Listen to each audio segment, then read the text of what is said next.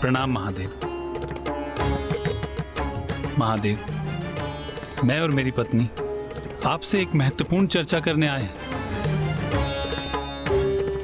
महत्वपूर्ण चर्चा? किंतु इतनी भी क्या महत्वपूर्ण चर्चा हो सकती है नारायण, जो आपको स्वयं देवी लक्ष्मी के साथ यहाँ कैलाश आना पड़ा?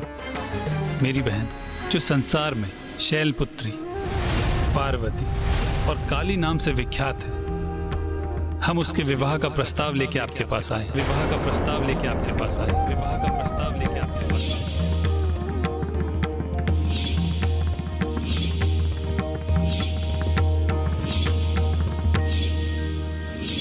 मेरी बहन पार्वती जो मेरे ही अंश हिमालय पर्वत के अधिपति महाराज हिमावन की इकलौती पुत्री है और अपने राजभवन में संपूर्ण सुख सुविधाओं के साथ पली बढ़ी है।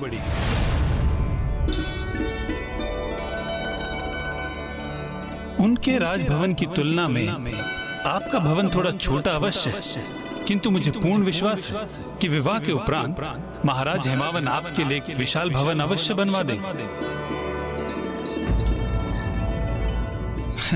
क्यों देवी लक्ष्मी? ये आप क्या कह रहे हैं नारायण?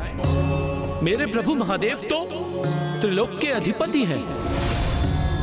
संपूर्ण सृष्टि उन्हीं में समाहित है। सूर्य एवं चंद्र सभी के ऊर्जा के स्रोत तो वो ही है। कैलाश का ये सर्वोच्च शिखर उनका सिंहासन है। उन्हें भला किसी भवन की क्या आवश्यकता? किंतु मेरी बहन दुर्लभ और बहुमूल्य आभूषण ही धारण करने की अभ्यस्त है। इसलिए हम शगुन स्वरूप महादेव के लिए स्वर्ण, हीरे एवं अन्य आभूषण लेकर आए हैं।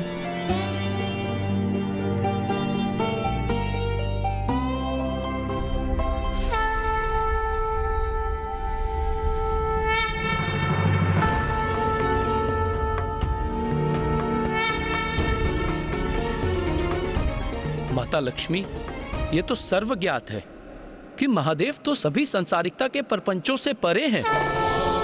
उन्हें इन बहुमूल्य वस्तुओं का कोई मोह नहीं। मेरे महादेव तो मात्र भस्म में रमते हैं। किंतु मेरी बहन सर्वगुण संपन्न है, अद्भुत सौंदर्य है उनका। और महादेव जगत पिता है, त्रिकालदर्शी, परम ब्रह्म है। अब बस भी कीजिए नाथ। मुझे ज्ञात है कि आपको अपनी बहन पार्वती पर बहुत गर्व है। आप यहाँ उनका प्रस्ताव लेकर आए हैं, तो उनकी इतनी प्रशंसा करना तो स्वाभाविक है। आपकी बहन सर्वगुण संपन्न है, तो महादेव भी महादेव हैं। उनकी महिमा की भी कोई तुलना संभव नहीं। इसीलिए अब आप बात आगे बढ़ाइए। महादेव, आप मेरी बहन पार्वती के विवाह का प्रस्ताव स्वीकार कर लीजिए।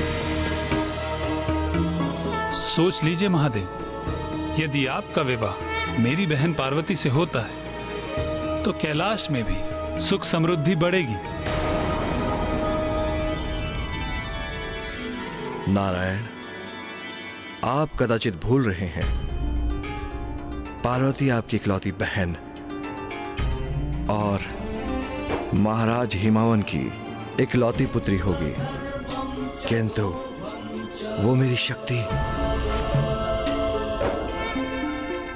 धन, समृद्धि, भवन, आभूषण इत्यादि से आप मेरी आदि शक्ति का संबंध जोड़ रहे हैं। किंतु कदाचित आप भूल रहे हैं कि सृष्टि में जो कुछ भी है और जो कुछ भी होगा वो तो स्वयं उन्हीं का साकार रूप है। दिव्यता की ये मूर्त रूप है, जगत जननी है, प्रकृति है, समस्त ऊर्जा की स्रोत है। वो है तो मैं हूं, क्योंकि शक्ति रहित शिव तो शव है, शव।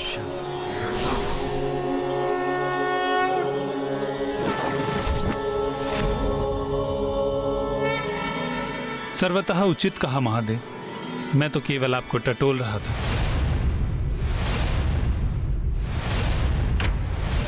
क्योंकि जब आपने बहन पार्वती को देखा तो बिना कोई प्रतिक्रिया दिए आप गुफा से प्रस्थान कर गए।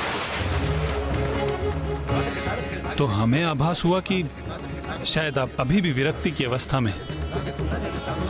किंतु अब आपके इस कथन से हमें ज्ञात हो गया है कि देवी पार्वती आपके कण कण में बसती हैं। आप उनसे विलग नहीं। तो हम इसे आपकी स्वीकृति समझे। महादेव, देवी पार्वती से विवाह का प्रस्ताव स्वीकार कर लीजिए।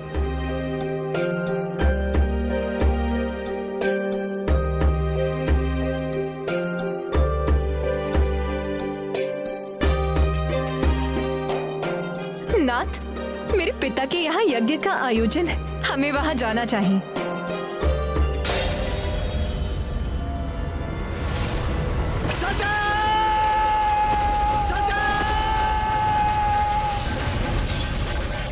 किंतु नारायण, यदि पुनः वही हुआ जो पूर्व में हुआ था तो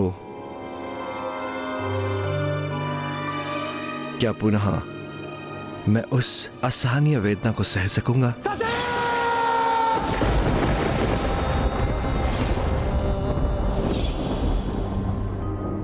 जो मैंने देवी सती के वियोग में सही थी।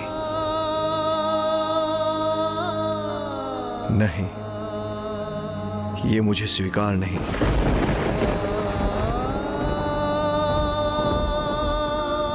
उससे तो उत्तम यही है कि मैं इसी प्रकार अपने ध्यान में लीन रहूं। और आपने अपनी बहन के सभी गुण तो गिना दिए, किंतु उनके दोष, उसका उल्लेख नहीं किया आपने।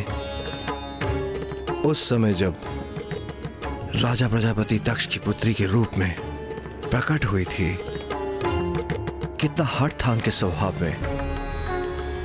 मेरे उचित सुझाव को अनसुना कर दिया था।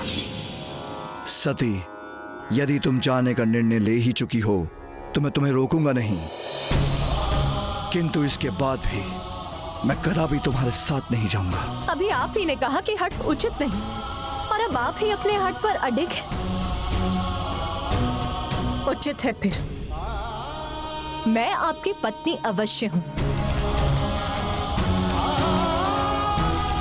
किंतु मैं अपने पिता की पुत्री भी हूं, इसीलिए मैं वहां अवश्य जाऊंगी। इसका कितना भीषण परिणाम हुआ था। उन्होंने आत्मदाह कर लिया और मैं तभी से उस विरह की अग्नि में झुलस रहा हूं। इसलिए अब जब वो देवी शैलपुत्री का रूप धारण कर प्रकट हुई है और उनके स्वभाव के हट के कारण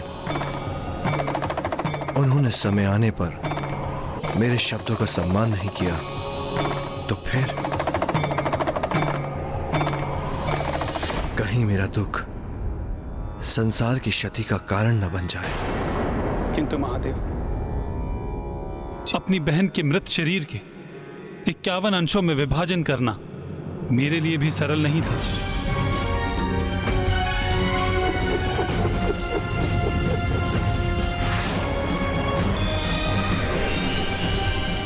अत्यंत पीड़ादायक था।